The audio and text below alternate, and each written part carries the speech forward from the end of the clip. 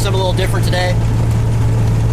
We're going to take a little cruise today and check out this fella who is refurbishing a statue for the Soldiers Memorial at the city park in Atlanta here. So we're going to go check that out. Should be pretty cool.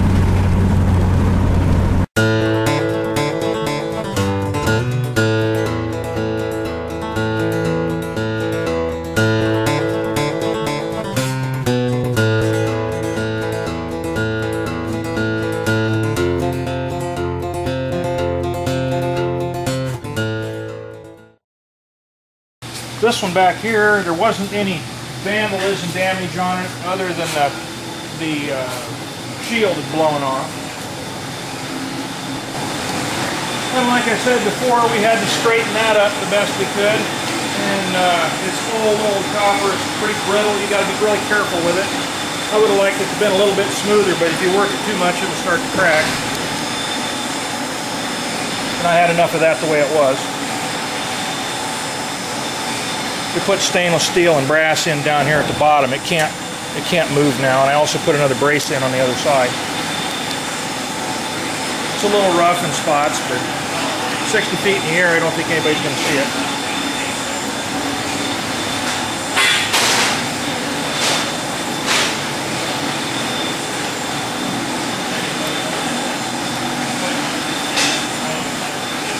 It weighs 400 or 500 pounds.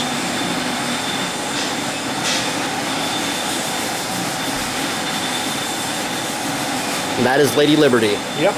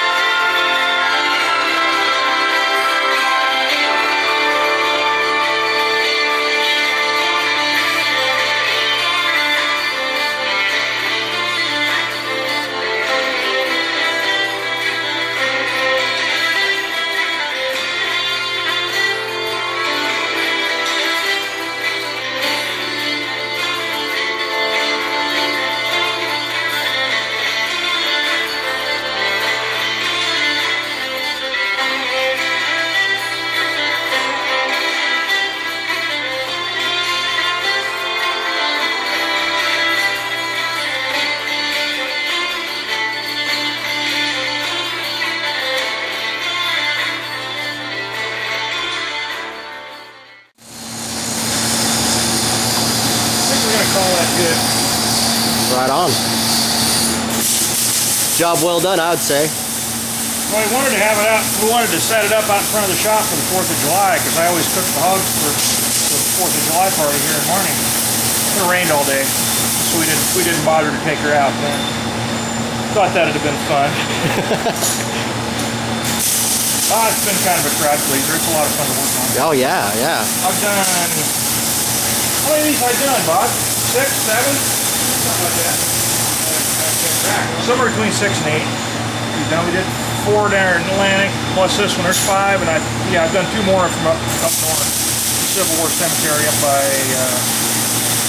the Corps, I believe it was. Okay. It was this kid's Eagle Scout project, and the base, it was the same type of deal. The soldier was up on top of the pedestal, and all the granite broke loose, or it split that it sat on, or marble maybe it was, I don't know. But it had a bunch of bullet holes in it, and we fixed the base. It was made by the same company. Is that right? Yeah, fixed the base up and kind of tuned everything up. They put it back up. He got his Eagle Scout award for it, so it was kind of neat having a part of that. There is a stamp on it, isn't there? Yeah. It's a W.H. Mullins company. Yeah, it was in Salem, Ohio. They had 3 different levels of these statues. The ones that we've got here in Atlantic are about the 2nd level. And if you want to see the really good ones, get up in northeast Iowa. There was a general from the Civil War up there that became a governor. I don't know who it was. But he had a load of these put up around the state. And the ones he put up in that part of the country are all almost lifelike. But this is about the 2nd tier of the statues they had. And the ones in Atlantic, they're good, but they're still the 2nd tier. There they are. There's 2 of them we worked on. And one's a Civil War era, and the other one is... Yeah, the one on the left, Civil War.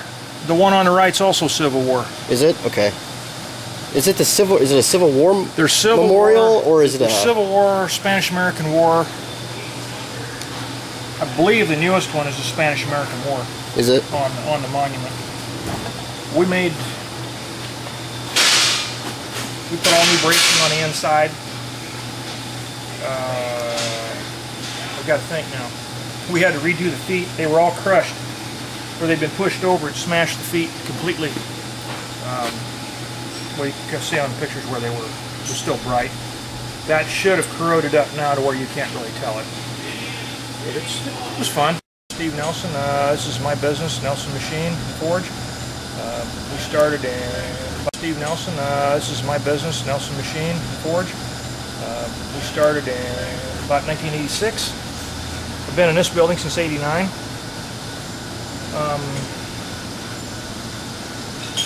We do a lot of heavy machine work, fab work. We're kind of the village blacksmith shop. Probably the best way to put it. I do a lot of blacksmithing on the side, do a little ornamental stuff. We do a lot of railings. As you can see here, we do a lot of machine work. The guy here turns some pipe we got to have threaded in the end. The guys in the back room right now are working on some ethanol plant parts and a couple railings. I was just working on the statue, Liberty, this Lady Liberty statue. I've been doing this most of my life. I went to college for this back in the early '70s. That was for tool and die, and